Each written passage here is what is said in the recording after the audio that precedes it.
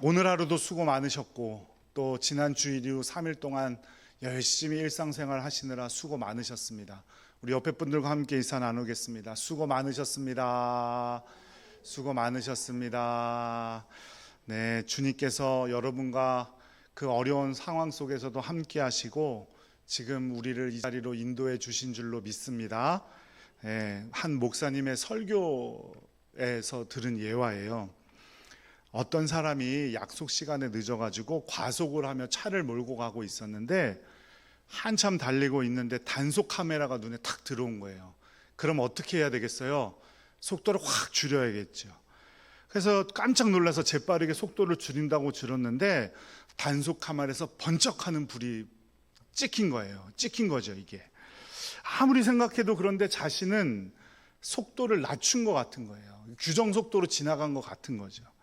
그런데 이 사람이 호기심이 또 너무 많은 사람인지라 어쨌든 약속이 늦었으니까 약속을 마치고 다시 그 길을 돌아왔어요. 그래서 싹 정규 속도로 탁 지나갔죠. 그런데 이번에도 어김없이 차량 불빛이 번쩍하는 거예요. 도무지 이해할 수가 없어서 또 다시 이렇게 돌아와가지고 다시 그 길을 천천히 지나갔어요. 그런데도 불이 번쩍하는 거예요. 도저히 이해할 수가 없었지만 시간도 늦고 또 찍히면 안 되니까 그냥 돌아갈 수밖에 없었는데 어김없이 3장의 고지서가 날라들었어요. 그 고지서에 뭐라고 써 있었게요? 안전벨트 미착용. 우리에게는 그러면서 목사님이 하시는 말씀이 우리에게는 다 저마다의 기준이 있다는 거예요. 그래서 자기는 기준에 맞춰서 속도를 줄였다고 생각하지만 결국 뭐 때문에 지켰다고요? 안전벨트 미착용. 마찬가지로 우리는 우리의 기준을 가지고 신앙생활을 다 하면서 살아가요. 그런데 하나님께서 보시는 기준과 하나님의 관점은 완전히 다르다는 거죠. 우리가 하나님 앞에서 신앙생활할 때 하나님의 기준으로 하려고 하지 않고 내 기준으로 하려고 하는 사람이 너무나 많다는 거예요. 하지만 신앙의 기준은 누가 세우는 겁니까? 내가 세우는 것이 아니라 하나님께서 세우시는 거예요. 그 하나님께서 세우신 기준이 다 어디에 적혀져 있어요? 성경책에 적혀져 있죠.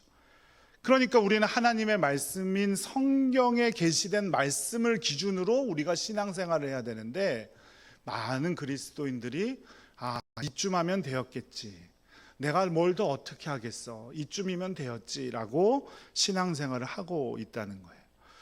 오늘 우리가 잘 알고 있는 요셉에 대해서 살펴볼 것인데, 요셉은 꿈의 사람으로 불리우죠. 그래서 성경 퀴즈 문제를 풀 때 꿈이라는 단어가 질문에 나오면 그 정답은 무조건 누구예요? 요셉이에요, 요셉. 그래서인지 요셉이란 이름은 예수라는 이름만큼 유대 사회에 이스라엘 민족들에게 흔하고 흔한 이름이었어요. 그러니까 많은 부모들이 어떤 뜻으로 자녀들에게 요셉이라고 이름을 지어줄까요? 꿈의 사람이 되어라. 그렇게 이름을 요셉이라고 지었죠. 그래서 예수님의 육신의 아버지도 이름이 뭐예요? 요셉이에요. 그런데 이 창세기에 나오는 요셉에 대한 말씀을 묵상하다 보면 그 꿈의 사람이라는 것조차 사람의 기준으로 평가하는 경우가 많다는 거죠. 왜냐하면 우리는 요셉이 총리가 되었음을 알아요, 몰라요? 알아요. 그 역경을 다 이겼지만, 역경을 겪었지만 결국 뭐가 됐어요? 요셉이 총리가 되었죠. 민족을 구하는 사람이 되었잖아요. 그래서 많은 사람들이 사람들의 기준으로 요셉이란 이름을 짓고 자기 자녀들이 요셉처럼 되기를 바란다는 거예요. 하지만 창세기 말씀을 잘 보면 요셉이 요셉다워진 거는 요셉이 잘나서가 아니에요. 하나님께서 함께 하시고 하나님께서 형통케 해주셨기 때문이죠. 창세기 39장 2절 말씀을 함께 읽어볼게요.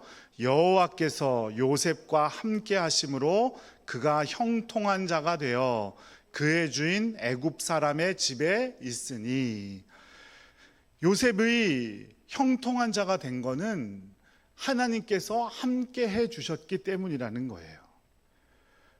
하나님께서 형통을 허락하시지 않으면 아무리 큰 꿈을 꾸더라도, 그리고 설령 그 꿈을 이룬다 할지라도 그 꿈은 형통함이 아니라 잘못된 길로 우리를 인도하는 것일 수도 있지요. 우리나라 최고 좋다는 대기업에 취직을 했다고 쳐요. 그런데 그것 때문에 교회 나올 시간도 없고 예배도 못 드리고 그렇게 주님을 떠나버린다면 그거는 하나님의 기준으로 봐서는 절대로 형통함은 아닐 겁니다. 우리 자녀들이 요셉과 같은 자녀가 되게 해달라고 물론 기도해야죠. 하지만 단순히 꿈을 이루는 높은 자리에 총리에 올라가는 그런 요셉이 아니라 항상 하나님께서 함께 해주심으로 형통함을 누렸던 요셉이 되게 해달라고 우리는 기도해야 되는 겁니다. 우리는 형통하면 가장 먼저 떠오르는 단어가 뭐세요? 형통하면 뭐부터 떠오르세요? 저는 형통하면 만사형통부터 떠올려지더라고요. 만사형통. 내가 원하는 대로 모든 일이 잘 된다가 만사형통이잖아요. 그런데 요셉의 삶을 보세요. 사람의 기준으로 보면 이게 어디가 만사형통한 삶이겠어요? 물론 우리는 총리가 되었다는 것을 알기 때문에 그럼에도 불구하고 총리가 되었지 않냐 할지 모르지만, 어릴 때부터 형들에게 모진 구박과 핍박을 받고 결국엔 형들에게 죽임을 당할 뻔했는데, 형들이 갑자기 마음이 좋아진 것인지 다른 나라의 노예로 팔아버렸어요. 그래서 목숨을 겨우겨우 유지하게 됐죠. 이게 어디를 봐서 형통한 삶이에요? 다른 사람의 손도 아니고 형들의 손에 노예로 팔려갔어요. 그래서 목회 상담하는 책에 보면 어떤 비유가 있냐면, 웅덩이에 갇혀있는 요셉의 마음을 상상해보라 이렇게 얘기를 해요. 형들이 위에서 얘기하는 얘기가 들렸겠어요? 안 들렸겠어요? 들렸을 거예요. 쟤를 죽여야 되냐 말아야 되냐, 죽이고 동물의 피를 묻혀서 아버지께 가져가자, 이런 얘기를 다 듣고 있단 말이에요. 그때 요셉의 마음이 어떻겠느냐, 그런 사람을 어떻게 위로하겠느냐, 이런 게 목회 상담의 주제로 된 챕터 책이 있어요. 그런데 요셉은 노예로 팔려간 그 집에서도 하나님께서 함께 해주셨기 때문에 형통한 사람이 되었다라고 오늘 방금 읽은 2절에 기록하고 있죠. 그런데 그 결과가 또 어떻게 되었냐면 3절 말씀에 또 이렇게 기록해요. 함께 읽겠습니다. 그의 주인이 여호와께서 그와 함께 하심을 보며 또 여호와께서 그의 범사에 형통하게 하심을 보았더라. 요셉의 주인이 누구예요 지금? 보디발이죠. 보디발이 하나님께서 그와 함께 하심을 보았대요. 그리고 하나님께서 그의 범사에 형통케 하심을 보았대요. 그 어려운 역경 속에서도 좌절하지 않고 하나님께서 함께 해주심을 믿고 사는 결과 그의 주인인 보디발의 신임을 얻어서 가정 총무의 일을 맡게 되었습니다. 노예의 신세는, 종의 신세는 변하지 않았지만 그나마 이제 좀 나은 생활을 하게 되었겠죠. 이제 좀 살만한가 했는데 보디발의 아내가 요셉의 인생에 태클을 겁니다. 용모가 빼어나고 아름다웠던 요셉을 보디발의 아내가 유혹하기 시작한 거예요. 그러나 요셉은 단호히 거절했죠. 하지만 그녀는 끈질기게도 아무도 없는 틈을 타서 체면이고 뭐고 다 던지고 요셉을 유혹해요. 당황한 요셉은 자신의 옷을 버려두고 그녀의 곁을 떠나지요. 도망쳐버려요. 그런데 어때요? 이 옷 때문에 누명을 쓰게 돼요. 옥에 갇히죠. 이런 삶을 하나님의 형통이라고 말할 수 있으시겠어요? 우리 자녀가 이런 삶을 산다고 생각해 보세요. 너무나 끔찍할 것 같지 않으세요? 하지만 그 가운데서도 요셉은 하나님과 함께 하심으로 형통하였다라는 것이 성경의 증언이에요. 거듭 말씀드리지만 우리는 요셉이 총리가 되었다는 그 결과를 알기 때문에 이런 유혹과 어려움을 이겨낸 것을 쉽게 생각하거나 또 우리 자녀들이 이런 어려움을 겪고 나면, 이기고 나면 총리가 될 것이라는 기대를 하게 되죠. 하지만 요셉은 그 어려움과 유혹 앞에서도 하나님 앞에서 죄를 짓는 걸 두려워했다, 이렇게 말해요. 내가 어찌 이 큰 악을 행하여 하나님께 죄를 지으리까, 이렇게 말했다는 거예요, 요셉이. 그럼에도 불구하고 요셉은 감옥으로 보내졌어요. 이런 경우는 많은 사람들이 하나님 어떻게 나한테 이러실 수가 있어요? 나 하나님 잘 믿었는데 어떻게 이런 어려움이 생깁니까? 한탄하고 원망하는 경우들이 많죠. 저 또한 그렇습니다. 이런 요셉의 인생이 어디를 봐서 형통한 인생입니까? 하지만 성경은 일관되게 요셉의 삶은 형통했대요. 왜요? 하나님께서 함께 하심으로. 오늘 월삭 새벽 기도의 말씀에서도 보았듯이 분명한 것은 내 생각과 하나님의 생각은 다르고 내가 원하는 길과 하나님께서 원하시는 길은 완전히 다릅니다. 이사야 55장 8절 말씀, 새벽에도 읽을 말씀인데요. 함께 읽어보죠. 이는 내 생각이 너희의 생각과 다르며 내 길은 너희의 길과 다름이니라. 여호와의 말씀이니라. 우리는 분명히 알아야 합니다. 우리가 원하는 형통, 우리가 간절히 바라는 그 만사 형통이 하나님께서 원하시는 형통이 아닐 수도 있음을 우리는 꼭 기억해야 돼요. 우리 삶의 기준은 하나님께서 원하시는 형통에 있어야지 내가 원하는 일이 이루어지는 것에 있어서는 안 됩니다. 그렇다면 하나님께서 원하시는 형통, 그 완전한 형통이란 무엇일까요? 오늘 말씀을 통해서 보도록 할 텐데요. 첫 번째는 계속 말씀드렸지만 하나님께서 함께 하심을 경험하는 것이 바로 형통입니다.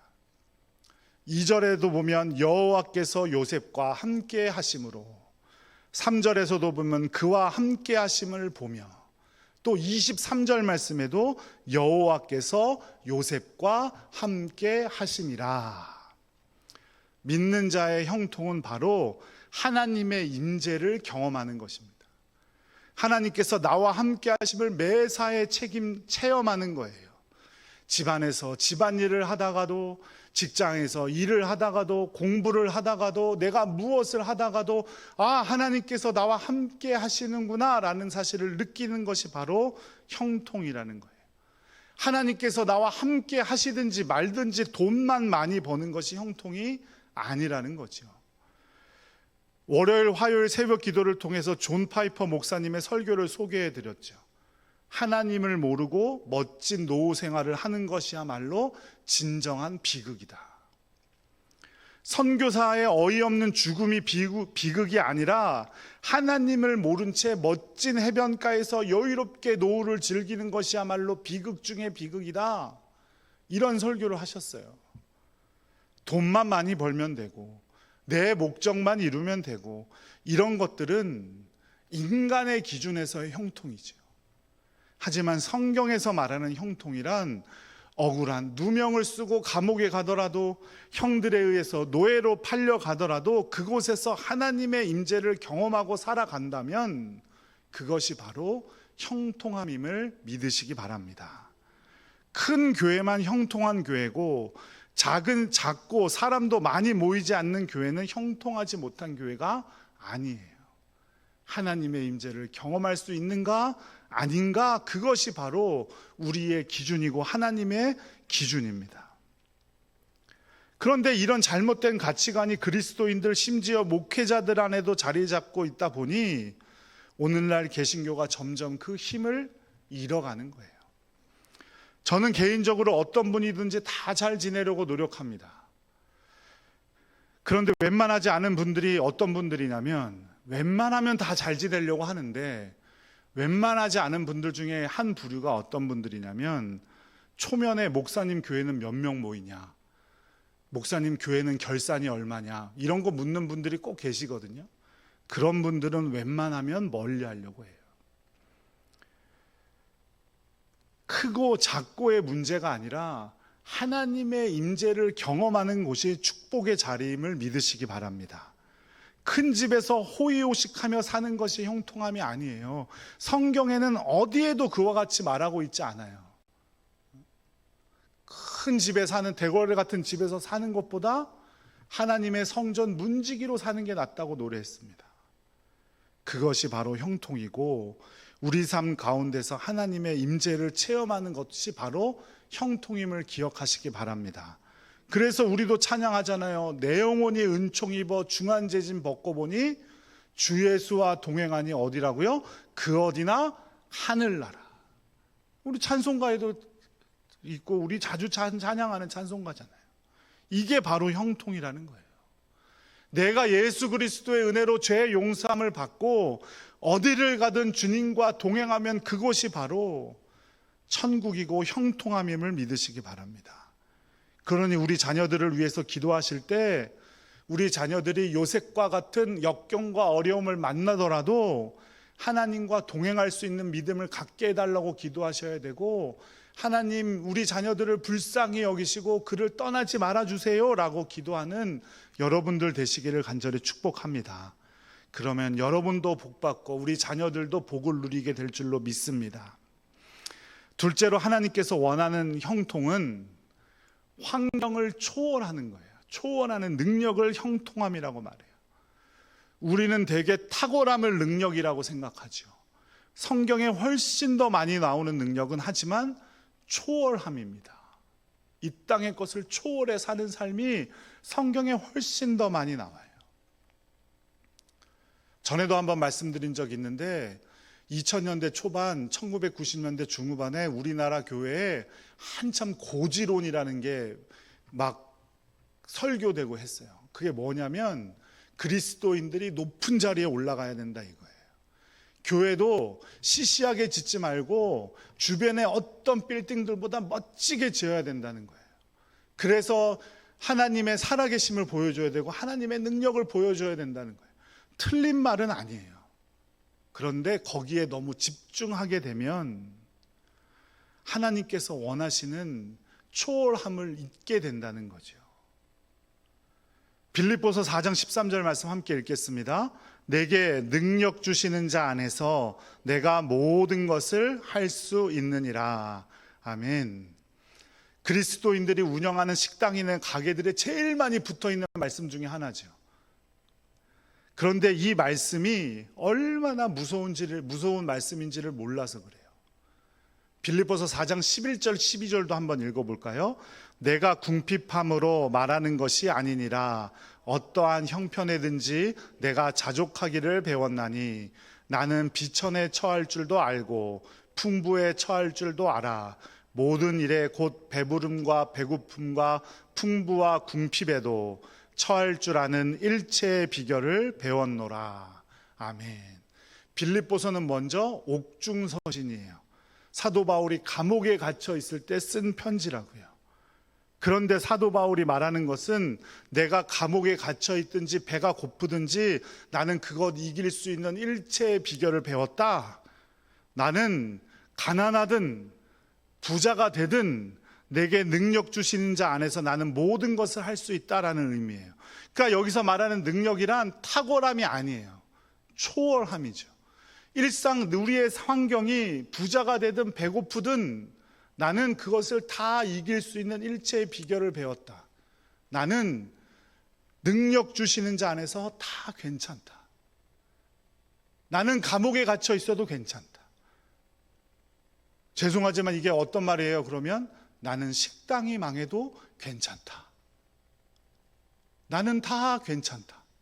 하나님 앞에서 그 모든 걸 이기는 방법을 나는 배웠다 이 뜻이에요. 초월함이라고요. 탁월함이 아니에요. 성경이 말하는 진정한 능력은 초월하는 겁니다. 이 땅의 것을 초월해 사는 삶. 한경직 목사님이 돌아가시고 나서 은퇴하신 후 사셨던 집이 엄청나게 화제가 되었죠. 17평짜리 조그만 단독주택. 그 큰 영락교회를 이루시고 그렇게 크게 목회하셨던 분의 마지막 집이 그 17평짜리 단독주택이었어요. 그거는 탁월함이 아니죠. 초월하는 거죠. 감옥에 갇히던 누명을 쓰던 하나님께서 함께 하심을 믿고 하나님의 임재를 경험하며 상황과 형편에 상관없이 흔들리지 않는 능력이 바로 형통함이에요. 그것이 바로 예수님께서 말씀하신 온유입니다. 온유. 마태복음 5장 5절 말씀 함께 읽어보죠. 온유한 자는 복이 있나니 그들이 땅을 기업으로 받을 것이며. 뿌리 깊은 나무는 바람에 흔들린대요, 안 흔들린대요? 안 흔들린대요. 넘어지지 않아요. 쓰러지지 않아요. 아무리 태풍이 와도 쓰러지지 않습니다. 우리가 말씀에 깊이 뿌리 내리고 있으면 아무리 우리 삶에 큰 태풍과 같은 고난과 환란이 와도 흔들리지 않아요. 그게 바로 온유함이에요. 그 온유한 자는 결국 하나님께서 허락하시는 땅, 그게 어디예요? 천국이죠. 천국을 유산으로 받게 될 거다 이 말입니다. 그런데 우리는 형통함을 탁월함으로 오해해요. 그러니까 내가 원하는 대로 일이 이루어지지 않으면 하나님을 의심하게 되고 물질적인 궁핍에 빠지게 되면 하나님을 원망하게 되는 겁니다. 형통함을 탁월함으로 오해하니까 함께 신앙생활하는 성도나 이웃을 볼 때 겉으로 나보다 조금이라도 못한 사람들을 볼 때 섬길 줄을 모르는 거예요. 그러니 세상 사람들과 똑같이 강한 사람에게는 약하고 약한 사람들에게만 강한 사람이 되는 겁니다. 하나님의 형통함을 탁월함이라고만 생각하니까 조금만 내가 부족하다고만 여기면 시기 질투하고 원망하게 되고 저 사람을 어떻게든 끌어내려서 내 수준으로 만들어야지 속이 풀리는 거예요. 어떻게든 내 주장을 이루어내야만 내가 탁월한 것 같아 보이고 내가 잘난 것 같아 보이는 거죠. 하지만 하나님의 임재 가운데 이 세상의 것들에 초월해서 하나님의 나라를 바라보는 여러분들 되시기를 간절히 축복합니다. 온유함으로 하나님 나라를 바라보며 그 하나님 나라 소망하며 이 땅의 것들 모두 초월해낼 수 있는 여러분들 되시기를 간절히 축복합니다. 세 번째, 하나님께서 원하시는 형통은 다른 사람들을 유익하게 하는 거예요. 세상의 기준은 무엇입니까? 결국 자기 자신 집중하게 하는 겁니다. 나만 잘 살면 되고 나만 잘 되면 그만이고 나만 잘 먹고 잘 살면 그뿐이다. 그게 세상이 말하는 형통이에요. 다른 사람이야 고통을 받던 말던 나만 잘 살면 되는 거다. 그런데 하나님께서 원하시는 형통은 나를 통해서 내 주변 사람들에게까지 유익을 끼치는 거죠. 그래서 아브라함에게도 하나님께서 뭐라고 말씀하셨어요? 너는 복이 될지라 이렇게 말씀하셨어요.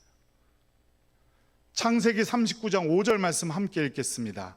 그가 요셉에게 자기의 집과 그의 모든 소유물을 주관하게 한 때로부터 여호와께서 요셉을 위하여 그 애굽 사람의 집에 복을 내리심으로 여호와의 복이 그의 집과 밭에 있는 모든 소유에 미친지라. 하나님께서는 요셉을 통해서 애굽 사람 보디발의 집에까지 하나님의 복이 임하게 하셨어요.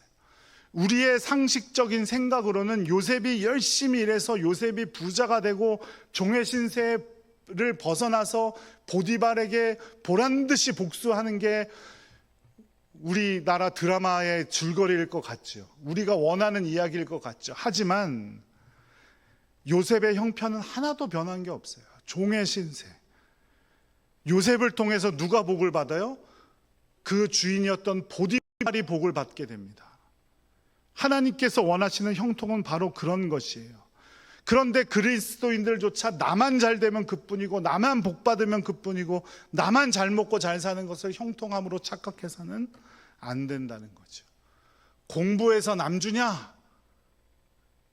부모님들의 18번 같은 거죠. 공부 안 하는 자녀들에게 공부해서 남 주냐?